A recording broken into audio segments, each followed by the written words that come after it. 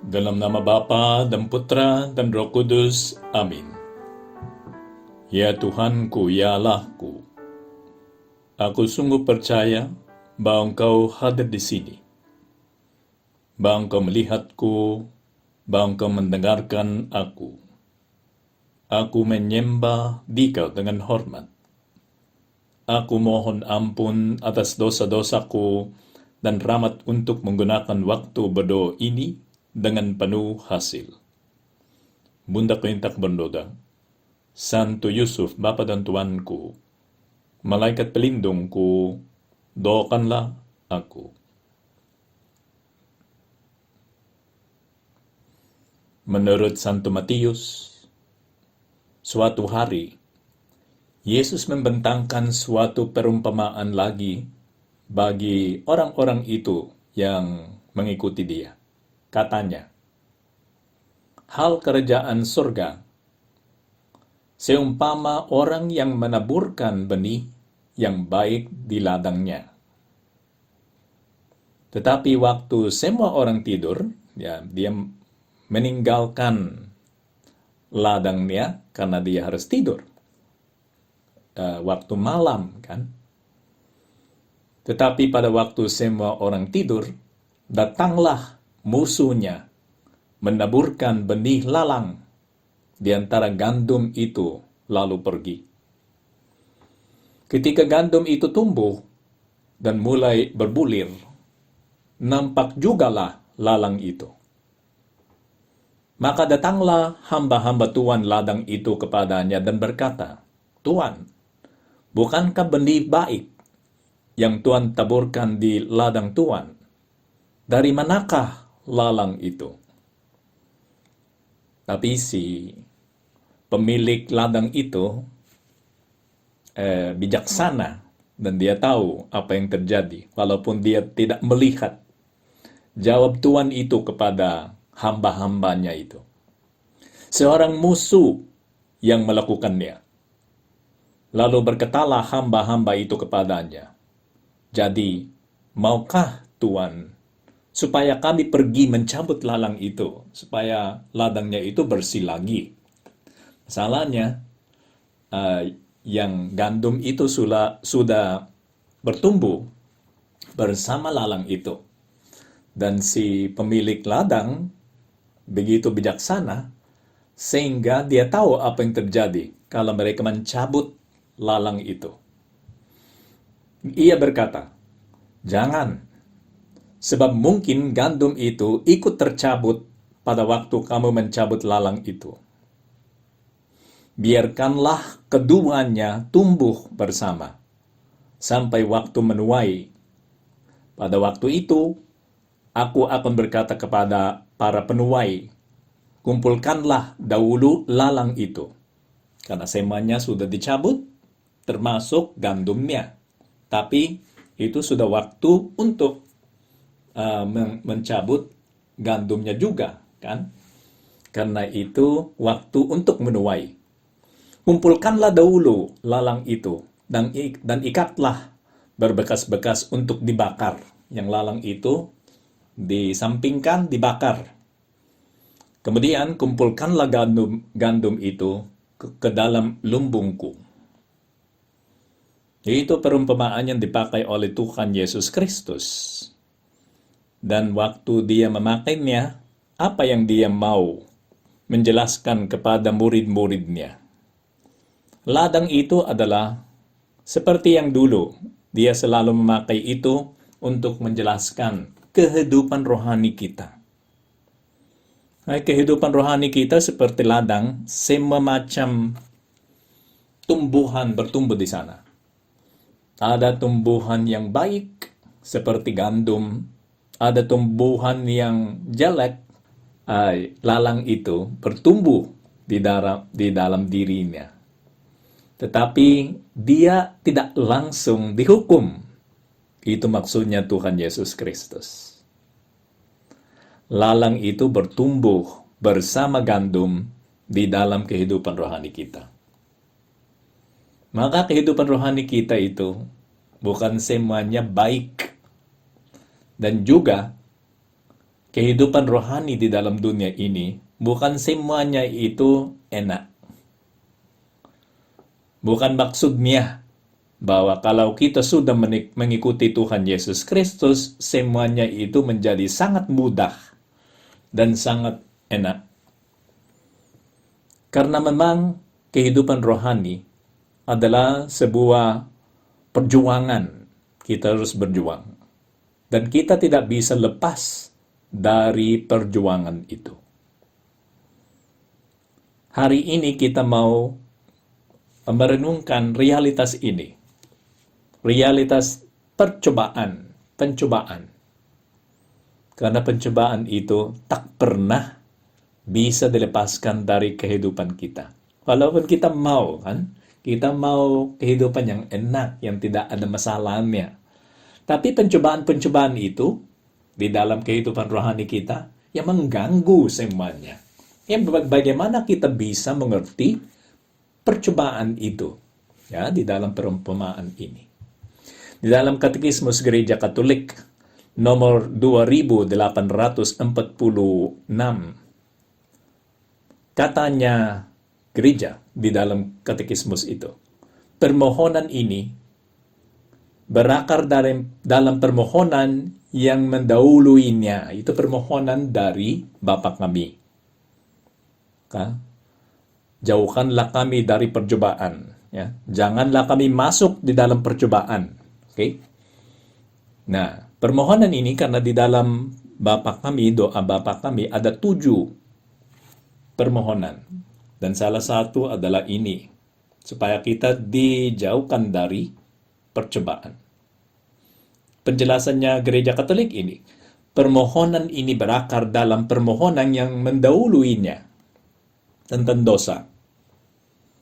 Karena dosa kita adalah hasil dari persetujuan kita kepada percobaan. Proses jatuh di dalam dosa itu adalah seperti ini. Kita dicoba,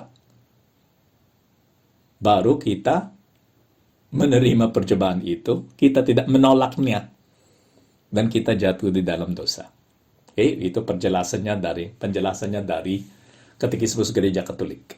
Permohonan ini berakar dalam permohonan yang mendahuluinya, karena dosa kita adalah hasil dari persetujuan kita kepada percobaan. Kita memohon Bapa kita supaya jangan masukkan kita ke dalam percobaan. Tidaklah mudah untuk mengungkapkan dalam satu kata ungkapan Yunani yang kira-kira berarti janganlah membiarkan kami masuk ke dalam percobaan. Karena rasanya kalau kita membaca itu, kalau kita menyebut itu di dalam Bapa kami, Tuhan sendiri yang membawa kita ke percobaan itu. Dia sendiri yang mencobai kita. Dikatakan di dalam suratnya Santo Yakobus bahwa Tuhan sendiri itu tak pernah mencobai kita. Katanya Santo Yakobus di dalam suratnya, sebab Allah tidak dapat dicobai oleh yang jahat, dan Ia sendiri tidak mencobai siapapun. Apa maksudnya permohonan itu di dalam Bapa kami? Janganlah membiarkan kami masuk ke dalam percobaan.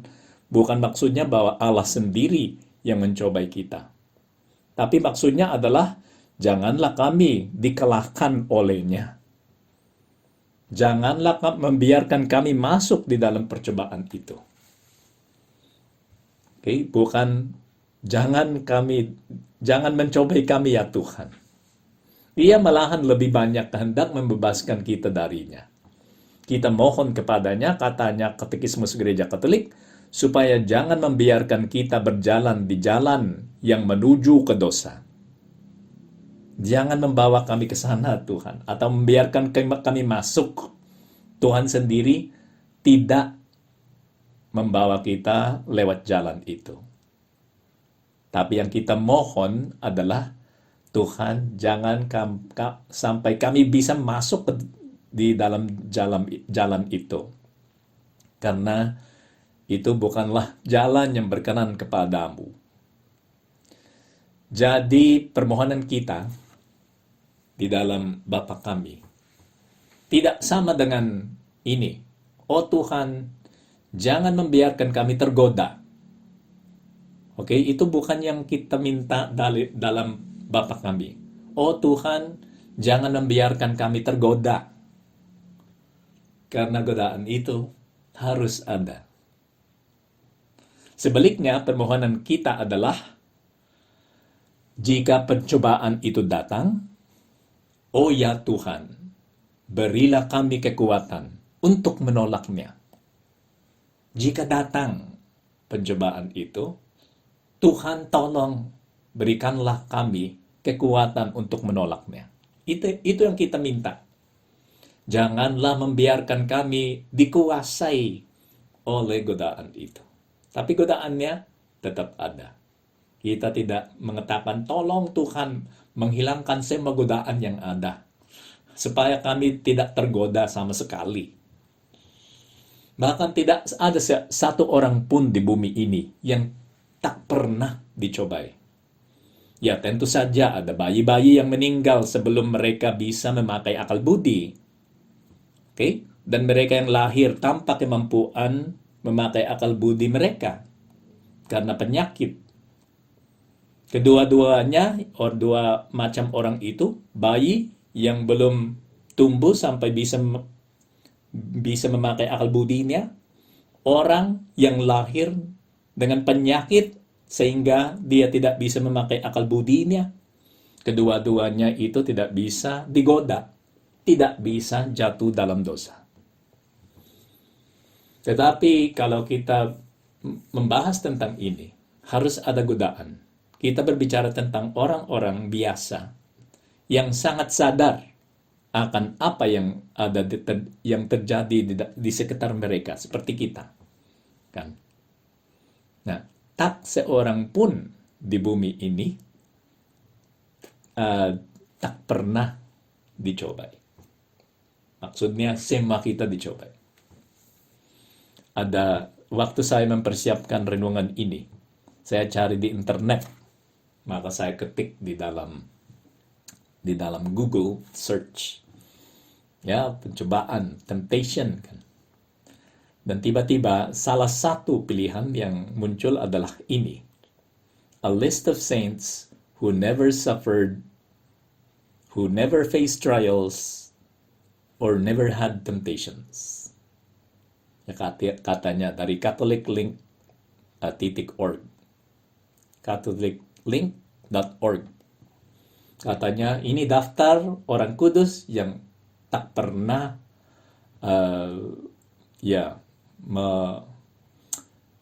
menderita sesuatu, tak pernah dicobai, tak pernah mengalami percobaan.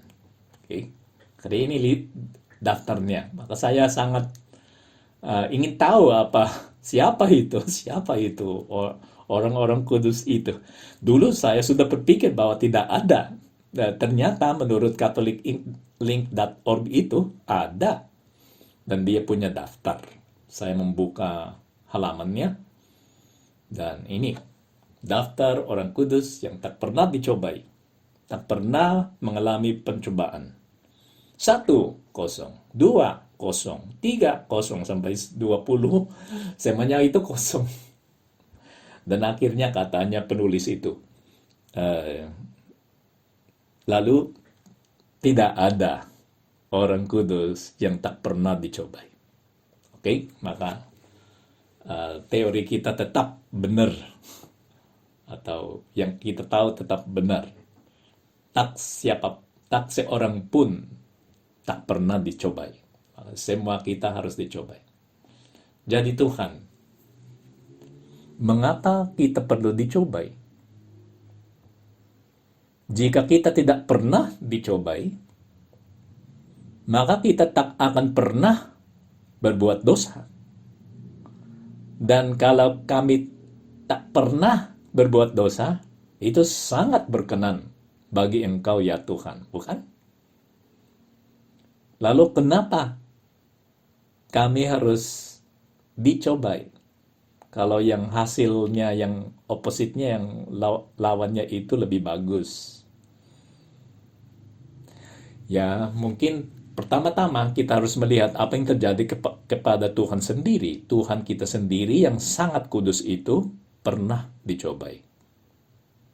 Kita tahu bahwa waktu setelah dia dibaptis, dia dibawa ke padang gurun, dan di sana iblis itu datang untuk mencobai dia. 3 kali dia mencobai dia, tapi tidak berhasil. Maksudnya, pencobaan itu bukanlah sesuatu yang jahat. Tidak membuat kita jahat. Orang yang kudus, sangat kudus, yang adalah Tuhan sendiri, yaitu Tuhan Yesus Kristus, pernah dicobai, tapi tak pernah berdosa. Pencobaan itu bukanlah dosa. Beda. Dan hamba tidak bisa lebih besar dari tuannya. Kalau Tuhan Yesus Kristus adalah Tuhan kita, dan Tuhan kita itu dicobai, maka kita sendiri harus dicobai. Benar.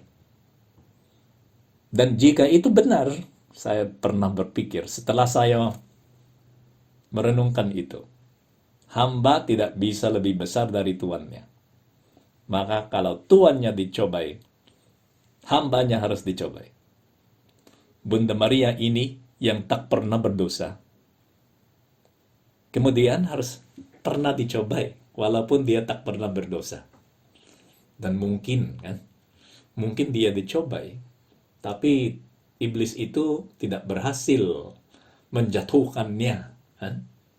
Di dalam film itu, The Passion of the Christ, waktu Bunda Maria itu menemani Tuhan Yesus Kristus, waktu dia menuju ke Kalvari, Bunda Maria itu saya kira di sebelah kanannya Tuhan, ya. Dia berjalan untuk menemani Tuhan lewat orang-orang banyak itu.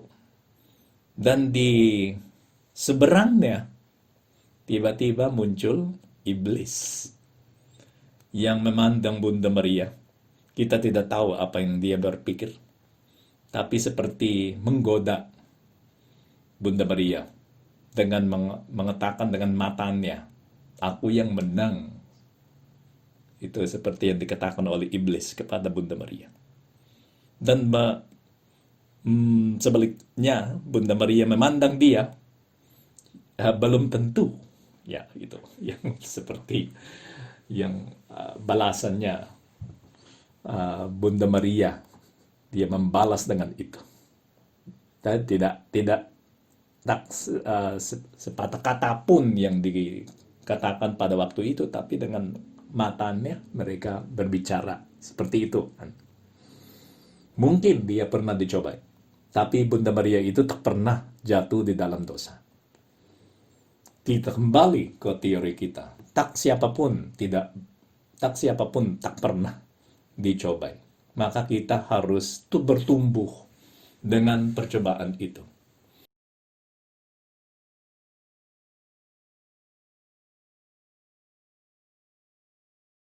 Sebagaimana ladang itu memiliki punya lalang dan gandum, kehidupan rohani kita seperti itu.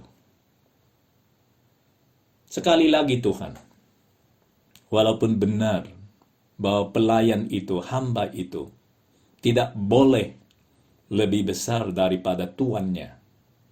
Dan kalau tuan kita dicobai, kita harus dicobai juga. Apakah? Ya, pertanyaan kedua Tuhan. Kami tanya lagi, apakah ada alasan lain kenapa kami perlu dicobai? Karena memang sangat sulit memahami mengapa kita perlu dicobai. Benar? Karena kita sangat lemah. Dan dalam kelemahan kita, kalau itu kita dicobai juga, wah, parah. Kita tidak bisa bertumbuh, kan? Dan mungkin jawabannya kita bisa menemukan di dalam tulisannya Origenes, salah satu penulis spiritual, penulis rohani dalam gereja perdana.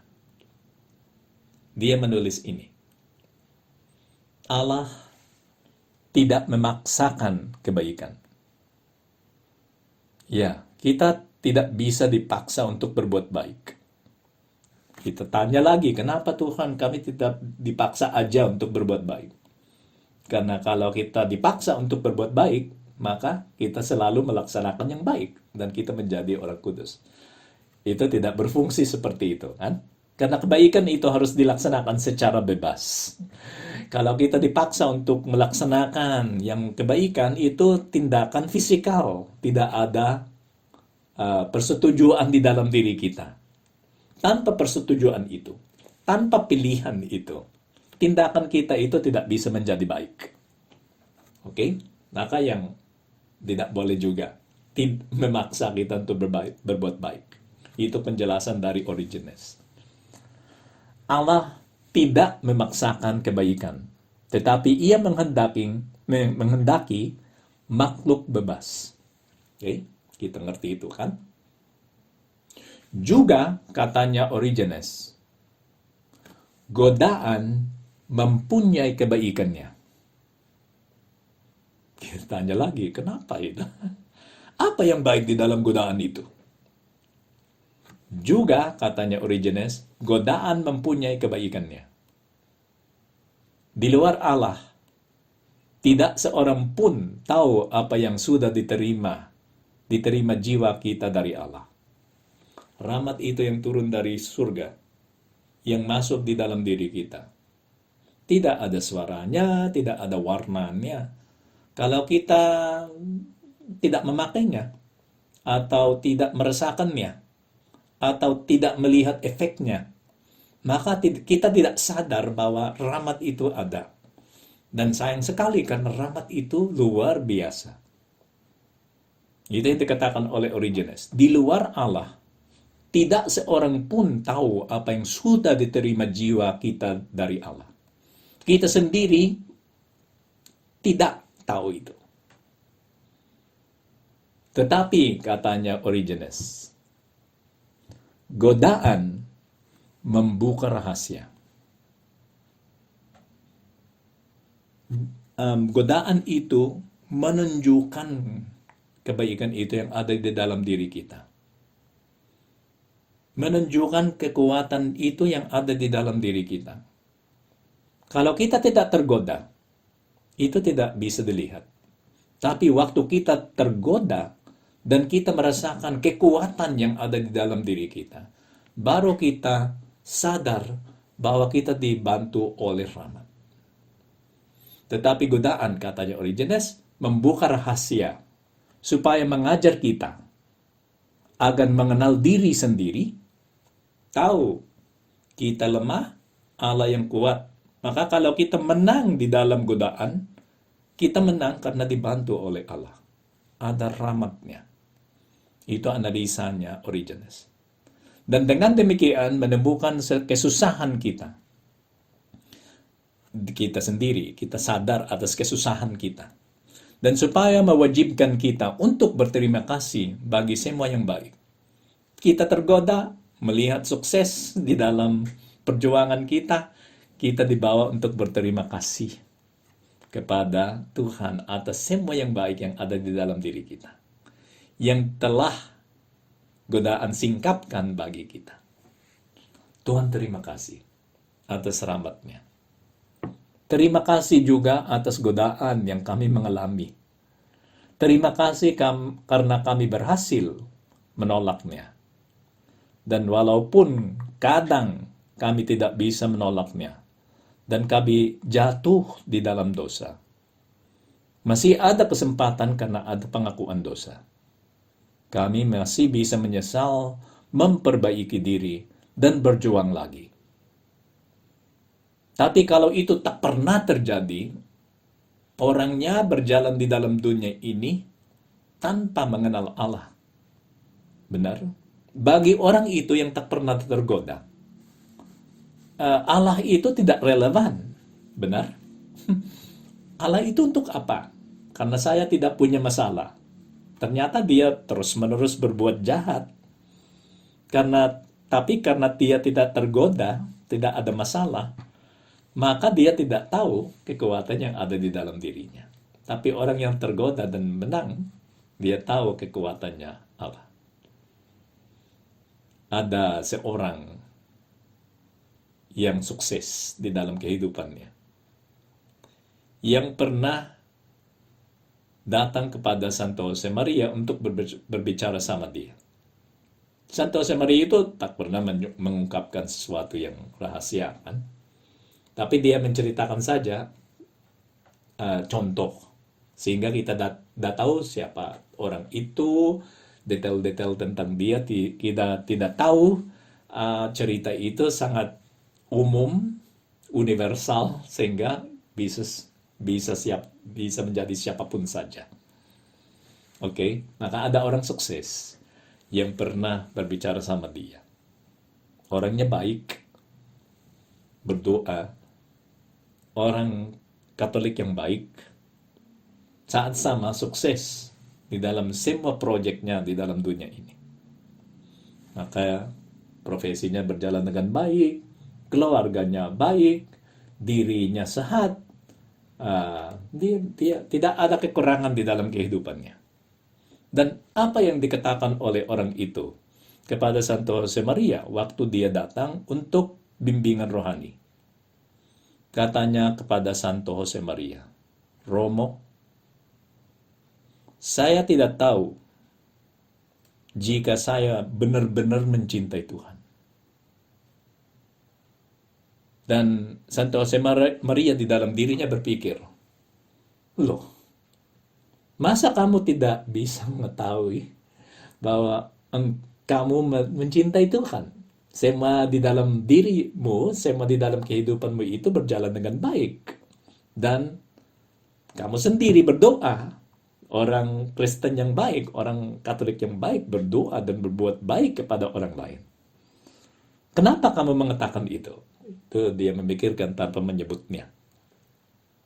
Katanya orang itu, Romo, saya tidak tahu apakah saya benar-benar mencintai Tuhan. Dan saya benar-benar orang baik. Katanya Santo Josemaria, kenapa? Dan jawabnya orang itu, karena justru karena saya tak pernah sakit, profesi saya berjalan dengan baik, kerja saya berjalan dengan baik, keluarga itu baik, kehidupanku berjalan dengan baik, tak pernah dicobai, tak pernah diuji oleh Tuhan. Maka saya sudah tahu kalau saya berbuat baik atau semua yang saya melaksanakan itu sudah baik. Karena orang yang dicobai dan tetap mencintai Tuhan, itu orang yang sungguh mencintai Tuhan. Ingatlah ceritanya Ayub. Itu tujuannya cerita itu. Ayub itu adalah orang seperti orang itu yang berbicara sama Santo Josemaria. Kehidupannya berjalan dengan baik, semuanya baik, dia tidak sakit, keluarganya baik. Maka iblis itu datang kepada Tuhan suatu hari, dan mereka yang ngobrol-ngobrol menurut cerita itu. Dan katanya, karena Tuhan itu bangga atas Ayub, ya Ayub itu tetap mencintai dia dan selalu berbakti kepadanya. Katanya kepada iblis, apakah kamu pernah melihat hambaku itu si Ayub? Ayub itu luar biasa, benar? Seperti Tuhan itu sangat bangga atas Ayub. Dan si iblis itu, dia melaksanakan itu karena kamu, sebut kepada Tuhan yang kamu membelanya, ya melindunginya. Maka dia tidak punya masalah. Lalu dia terus-menerus berbakti kepadamu karena dia tidak ada masalah apapun. Kan? Tapi waktu dia dikasih masalah, pasti dia akan meninggalkan kamu. Katanya iblis kepada Tuhan. Tuhan itu tetap bangga atas Ayub dan katanya kepada iblis, oke, silakan. Silakan menguji dia. Oke. Oke. Ceritanya itu lebih banyak detailnya. Silakan membaca itu sendiri. Tapi yang terjadi adalah iblis datang menguji dia, mencobai dia, mengambil semak kekayaannya, membuat semak anaknya mati, dan setelah semuanya itu hilang, apa yang dilaksanakan oleh Ayub? Dia berlutut dan katanya, Tuhanlah yang memberi, Tuhanlah yang mengambil. Ya sudah, syukurlah, dimuliakan namanya Tuhan. Katanya Ayub. Ya memang kebanggaan Tuhan itu atas Ayub itu ya benar. Ayub itu luar biasa. Nah, setelah itu iblis minta lagi dicobai. Dicobai itu dikasih penyakit. Sampai saat terakhirnya Ayub tak pernah menolak Tuhan. Walaupun pencobaan-pencobaan itu tetap datang dari luar dan di dalam dirinya, dari musuhnya, dari temannya. Semua pencobaan itu datang, dia tetap mencintai Tuhan. Dia tak pernah meninggalkan Tuhan. Ya Tuhan, bantulah kami untuk mengapresiasi percobaan-percobaan yang datang sebagai sesuatu yang membantu kami untuk menjadi lebih kudus lagi. Supaya kami ditentukan di dalam jalan yang benar. Karena memang kalau kita tidak dicobai dan kita selalu sukses, yang akan terjadi, pasti akan terjadi adalah kita menjadi sombong. Sombong dan merasa independen. Tidak perlu Tuhan, tidak perlu bantuan, tidak perlu berdoa. Tapi waktu semuanya hilang seperti yang terjadi sekarang kan. Di dalam pandemi ini ada banyak yang hilang. Dan kita tahu bahwa ada banyak saudara-saudari yang menderita. Punya banyak kesusahan. Apa yang harus terjadi di dalam diri kita? Kita harus tetap memuliakan Tuhan. Di dalam penderitaan kita ini, apa yang benar? Apa yang benar-benar kita harus melaksanakan? Tetap memuliakan Tuhan. Karena itu jalan yang baik. Dan jangan terkejut. Jangan heran kalau kita dicobai oleh Tuhan, diuji. Seperti orang-orang itu yang kuliah. Bagaimana mereka bisa mengetahui kalau mereka sudah menguasai materinya? Setelah lulus ujian, benar? Dan dikasih sertifikatnya. Ya sudah, itu bukti. Maka pencobaan itu adalah bukti bahwa kita mencintai Tuhan. Seperti yang dikatakan oleh orang itu yang berbicara sama Santo Josemaria. Marilah kita berlari kepada Bunda Maria. Tiap kali ada godaannya Bunda Maria, kami berlari kepadamu. Supaya kekuatan kami itu jadi lebih kuat lagi. Sudah ada kekuatan karena ada rahmat dari Tuhan, tapi itu menjadi lebih jelas dan menjadi lebih efektif kalau kita dibantu oleh perantaraannya Bunda Maria. Kami minta dibantu ya Bunda Maria dalam semua pencobaan. Khusus sekarang karena pencobaannya banyak. Dan semoga iman kami itu tidak bergoyang-goyang, tidak jatuh, tidak hilang. Iman itu harus menjadi lebih kuat. Sehingga di dalam pencobaan ini kita yang menang. Apapun yang terjadi di dalam kehidupan kita, kita harus menang secara spiritual. Karena yang spiritual itu yang